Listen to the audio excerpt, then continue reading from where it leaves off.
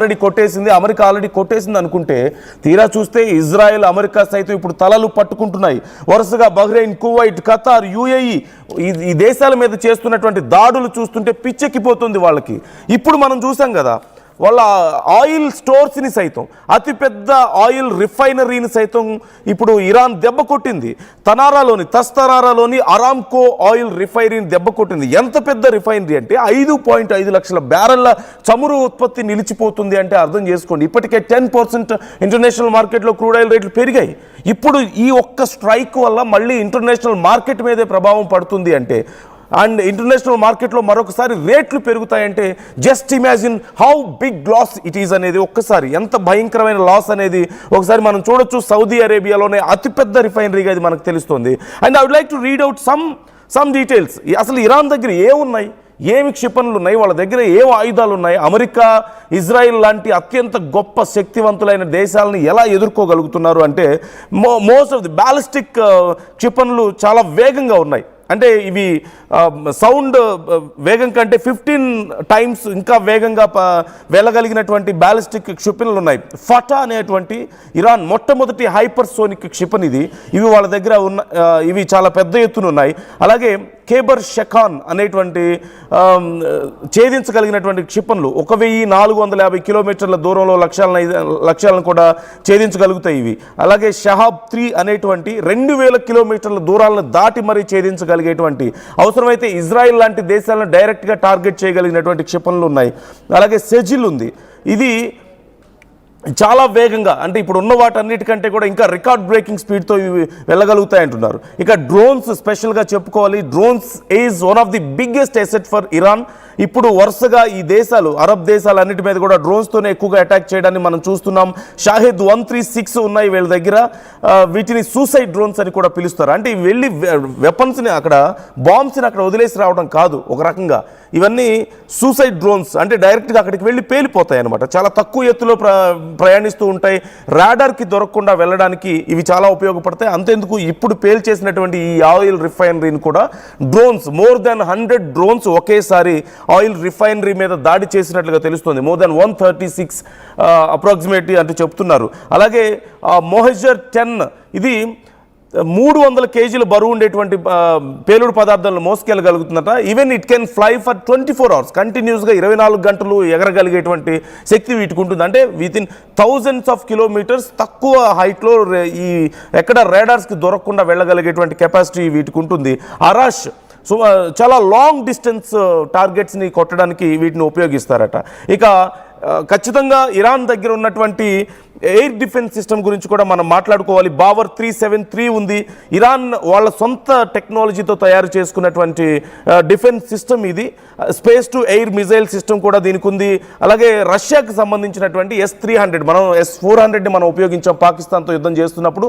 S-300 దీనికంటే ముందు ఉన్నటువంటి సిస్టమ్ రష్యాది. వాళ్ళ దగ్గర ఉన్నటువంటి, ఇప్పుడు S-500 కూడా వస్తుంది, వాళ్ళ దగ్గర ఉన్నటువంటి S-300కి పోటీగా అప్పుడు వీళ్ళు తయారు చేసినటువంటి సిస్టమ్. అలాగే at the same time Russia నుంచి S-300ని కూడా వాళ్ళు ఇంపోర్ట్ చేసుకున్నారు ఆ సమయంలో. ఇవన్నీ కూడా ఓ పక్క బావర్ 373 ఉంది, అలాగే S-300 కూడా వాళ్ళ దగ్గర ఉన్నాయి.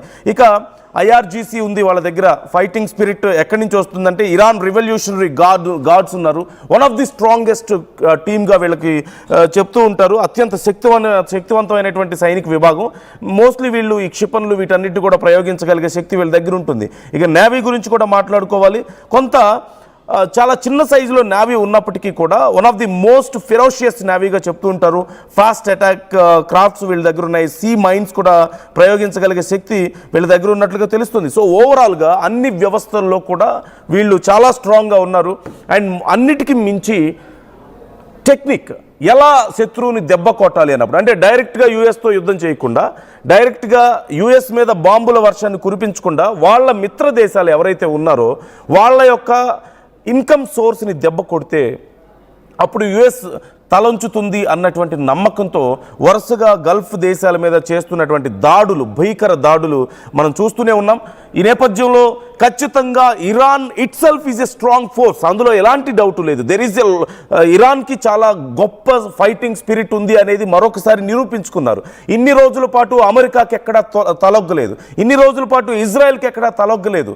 అంత పెద్ద దేశాలు, అంత అడ్వాన్స్డ్ టెక్నాలజీ ఉన్నటువంటి దేశాలు బెదిరిస్తున్నా, భయపెడుతున్నా సరే ఇన్ని రోజుల పాటు తలొగ్గలేదు. అలాగే న్యూక్లియర్ పవర్ ఉన్నటువంటి ఇస్లామిక్ కంట్రీగా నిలబడాలి అన్నటువంటి చాలా బలమైనటువంటి సంకల్పంతో ప్రయత్నాలు చేశారు. వెపన్ గ్రేడ్ యురేనియంని వాళ్ళు రెడీ చేసుకోవడం మొదలు పెట్టారు. ఇప్పుడు అక్కడే పెద్ద మెలుక పెట్టింది యుఎస్, ఆ తర్వాత అటాక్ చేయడం మనం చూసాం. సో ఇరాన్ యొక్క శక్తిని పెంచుకోవడానికి ఒక బలమైన దేశంగా, స్ట్రాంగ్ రిపబ్లిక్ నేషన్గా ఎదగడానికి శక్తి వంచన లేకుండా ఇరాన్ కష్టపడింది అనడంలో ఎలాంటి సందేహం లేదు. And still you can see the same spirit in war. యుద్ధంలో కూడా అలాంటి మీకు స్పిరిటే కనిపిస్తుంది. ఇరాన్ దగ్గర భయంకరమైనటువంటి యుద్ధాన్ని చేస్తోంది. ఖచ్చితంగా ఒక్కటే మాట మనం చెప్పగలుగుతాం, విజయమా వీర మరణమా ఇదే తేల్చుకోబోతుంది ఇరాన్.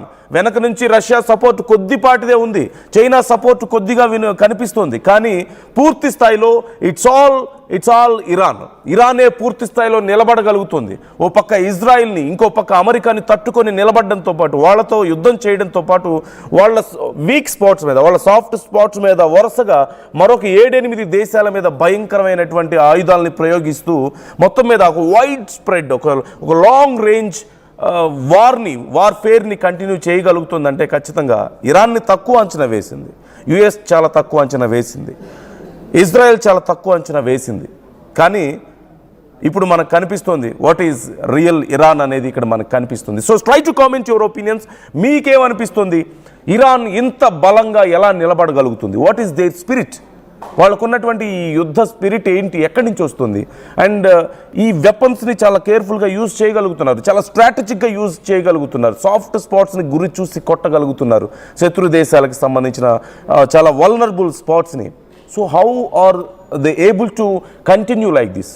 అంతా అయిపోయింది, పని అయిపోయింది, 80% 90% యుద్ధం అయిపోయింది, ఖమేనీ ప్రాణాలు కోల్పోవడంతోనే అని చెప్పి అందరూ అనుకుంటే తిరిగి మళ్ళీ మొదటికి వచ్చింది ఏంటి అసలు పరిస్థితి? How do you think about this? మీకేమనిపిస్తుంది? Try to comment your opinions. మీ అభిప్రాయాలను కూడా మాతో పంచుకోండి.